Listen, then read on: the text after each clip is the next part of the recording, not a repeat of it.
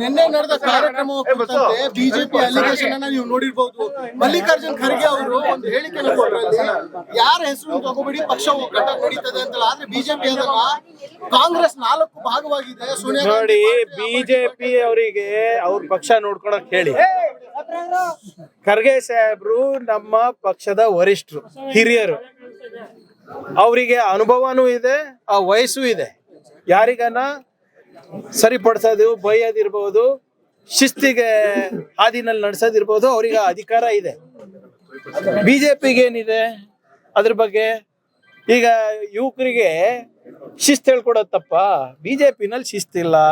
ಅದಕ್ಕೆ ತಾನೇ ಇವತ್ತು 7-8 ಜನ ಅಡ್ಡ ಮತದಾನ ಮಾಡಿರೋದು. ಅದಕ್ಕೆ ತಾನೇ ಇವತ್ತು ಮಂಜುನಾಥ ಸ್ವಾಮಿ ಹತ್ರ ಹೋಗ್ತಾ ಇರೋದು. ಅವ್ರಿಗೆ ಅವ್ರ ಪಾರ್ಟಿ ನೋಡ್ಕೊಳಕ್ ಹೇಳಿ. ಇವ್ರೆ ನಮ್ಮ ಪಾರ್ಟಿ ಬಗ್ಗೆ ಏನ್ ಅವ್ರಿಗೆ ಚಿಂತೆ? ಏನಿದ್ರು ಬಹಿರಂಗವಾಗಿ ಖರ್ಗೆ ಸಾಹೇಬ್ರು ಯಾರ ಕಿವಿಯನ್ನ ಹಿಂಡ್ಬೋದು. ಆ ವಯಸ್ಸಿದೆ ಅವರಿಗೆ, ಅನುಭವ ಇದೆ. ಕಾಂಗ್ರೆಸ್ ಅನ್ನೋ ರೀತಿಯಲ್ಲಿ ಅರೆ 100 ಭಾಗ ಆಗಿದೆ ರೀ. ಅವ್ರಿಗೇನ್ ಸಮಸ್ಯೆ? ಒಳ್ಳೇದಲ್ವಾ? ನಮ್ಮ ಪಕ್ಷದಲ್ಲಿ ಒಗ್ಗಟ್ಟಿಲ್ಲ ಅಂದ್ರೆ ಬಿಜೆಪಿ ಒಳ್ಳೇದಲ್ವಾ? ಅವ್ರಿಗೇನ್ ಸಮಸ್ಯೆ ಇದೆ? ಫಸ್ಟ್ ಅವ್ರು ನೋಡ್ಕೊಳಕ್ ಹೇಳಿ. ಯಾರ್ಯಾರು ಅಡ್ಡ ಮತದಾನ ಮಾಡಿದ್ದಾರೆ ಅದನ್ನ ದಯವಿಟ್ಟು ಫಸ್ಟ್ ಅದ್ರ ಬಗ್ಗೆ ಪರಿಶೀಲನೆ ಮಾಡಿ, ಆತ್ಮಾವಲೋಕನ ಮಾಡ್ಕೊಳ್ಳಿ. ಸತ್ಯ ಶೋಧನಾ ಸಮಿತಿ ಏನ್ ರಚನೆ ಮಾಡಿದ್ರೆ ಅದ್ರ ವರದಿ ಕೊಡಿ. ನೀವು ಆ 7 ಜನ 8 ಜನ ಯಾರು ಅಡ್ಡ ಮತದಾನ ಮಾಡಿದ್ದಾರೆ ಅವ್ರ ಹೆಸರುಗಳನ್ನ ಹೇಳಿ. ಅದಾದ್ಮೇಲೆ ನಮ್ಮ ಪಕ್ಷದ ಬಗ್ಗೆ ಚರ್ಚೆ ಮಾಡಿ. ಪಾಪ ಅಧ್ಯಕ್ಷರು ಮಂಜುನಾಥ ಸ್ವಾಮಿ ಹತ್ರ ಹೋಗೋಣ ಅಂತ ಇದಾರೆ, ಬೇರೆಯವ್ರು ಬೇಡ ಅಂತ ಇದಾರೆ. ಎಷ್ಟು ಭಾಗ ಆಗಿದೆ? ಇವರು ರಾಮನ ಹೆಸರಲ್ಲೇ ಲೂಟಿ ಮಾಡಿದವರು, ಮಂಜುನಾಥ ಸ್ವಾಮಿ ಅವ್ರ ಹೆಸರಲ್ಲಿ ಇವರು ನಿಜ ಹೇಳ್ತಾರೆ ಅನ್ಕೊಂಡವ್ರ ಇವರು? ಅಯೋಧ್ಯೆನಲ್ಲಿ ಶ್ರೀರಾಮನ ಹೆಸರಲ್ಲೇ ಸಾವಿರಾರು ಕೋಟಿ ಲೂಟಿ ಮಾಡಿದಂತ ಬಿಜೆಪಿ ಅವರು ಇವತ್ತು ಮಂಜುನಾಥ ಸ್ವಾಮಿ ಅವ್ರಿಗೆ ಬಿಡ್ತಾರ? ನಿನ್ನೆ ನೀಟ್ ಎಕ್ಸಾಮ್ ಸಂಬಂಧಪಟ್ಟಂತೆ ನಿಮ್ಮ ಒಬ್ಬ MP ಹೇಳ್ತಾರೆ ಕಾಂಗ್ರೆಸ್ನ ರ್ಯಾಲಿ ಅವರಿಗೆ ಬೇರೆ ದಿನ ಇಟ್ಕೋಬಹುದಾಗಿತ್ತು. ಆದ್ರೆ ನೋಡಿ, ಬಿಜೆಪಿ ಅವರ ಹತ್ರ ಏನು ಪಾಠ ಕಲಿಯೋದಿಲ್ಲ. ಅವರು ನಿಜವಾಗ್ಲೂ ವಿದ್ಯಾರ್ಥಿಗಳ ಪರವಾಗಿದ್ರೆ ಫಸ್ಟ್ ಕ್ಷಮೆ ಕೇಳಲಿ. 22 ಲಕ್ಷ ಜನರಿಗೆ ಮೋಸ ಮಾಡಿದ್ರಲ್ಲ ಕಳೆದ 10 ವರ್ಷದಲ್ಲಿ 90 ಪೇಪರ್ ಲೀಕ್ ಆಗಿದೆ. ಸುಮಾರು ಅಪ್ರಾಕ್ಸಿಮೇಟ್ಲಿ 90 ಪೇಪರ್ ಲೀಕ್ಸ್. ಅದ್ರ ಬಗ್ಗೆ ಕ್ಷಮೆ ಕೇಳಲಿ. ಆಮೇಲೆ 3 ಜನ ಎಕ್ಸಾಮ್ ಬರ್ಲಿಕ್ಕೆ ಆಗಿಲ್ಲ, ನಿಜ. ಕಾರಣಗಳು ನಾನು ಬಹಿರಂಗವಾಗಿ ಹೇಳಿದ್ದೀನಿ.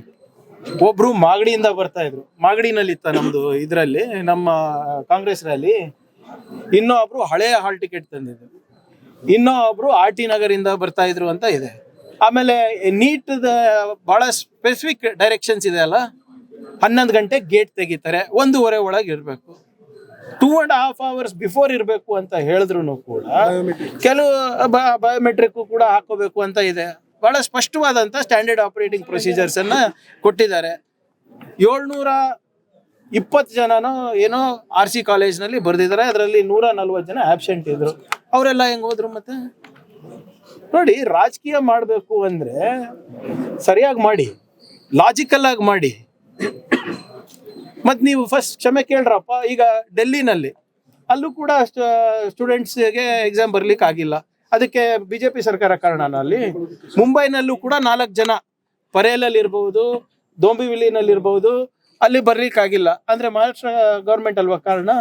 ಹಿಂದೆ UP ನಲ್ಲಿ ಟ್ರೈನ್ ಲೇಟ್ ಆಗಿ ಬಂತು ಅಂದ್ಬಿಟ್ಟು ಹೈಕೋರ್ಟ್ 9 ಲಕ್ಷ ಅವರಿಗೆ ಫೈನ್ ಹಾಕಿದೆ ರೈಲ್ವೇಸಿಗೆ.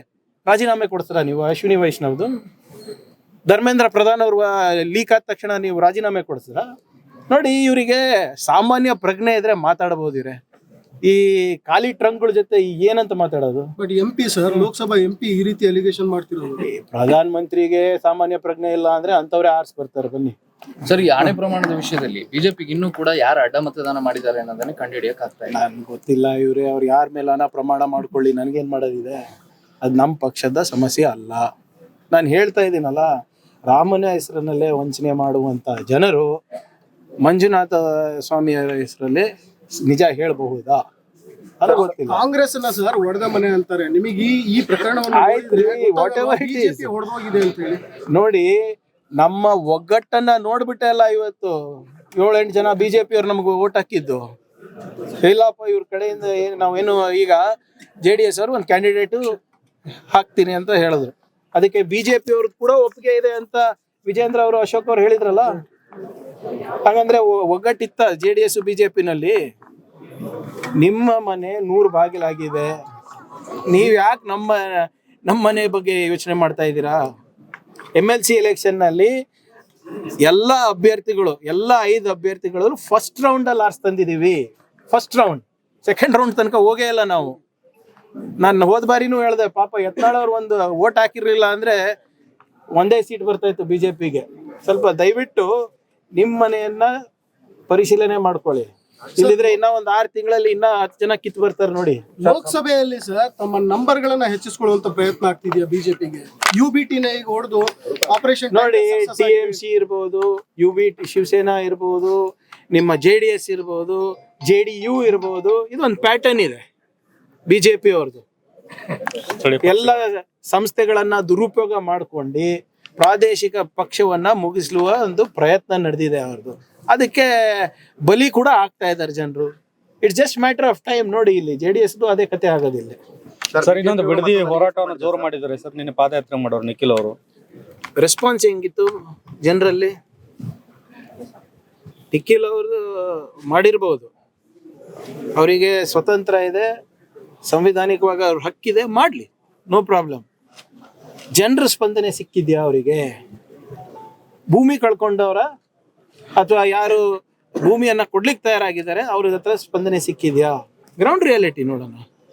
ಟಿವಿನಲ್ಲಿ ಇವ್ರೇನ್ ಬೇಕೋ ಮಾಡ್ತಾ ಇದ್ದಾರೆ, ಆದ್ರೆ ಅಲ್ಲಿ ರೈತರು ಸರ್ಕಾರದ ಪರವಾಗಿದ್ದಾರೆ.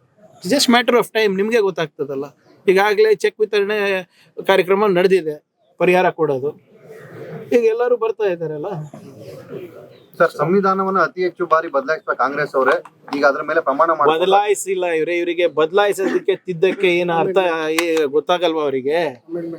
Hour constitution is called the living document. Doctor Baba Saheb Ambedkar ಅವರ ಸ್ಪೀಚ್ ಅನ್ನ ಗಮನಿಸಿ.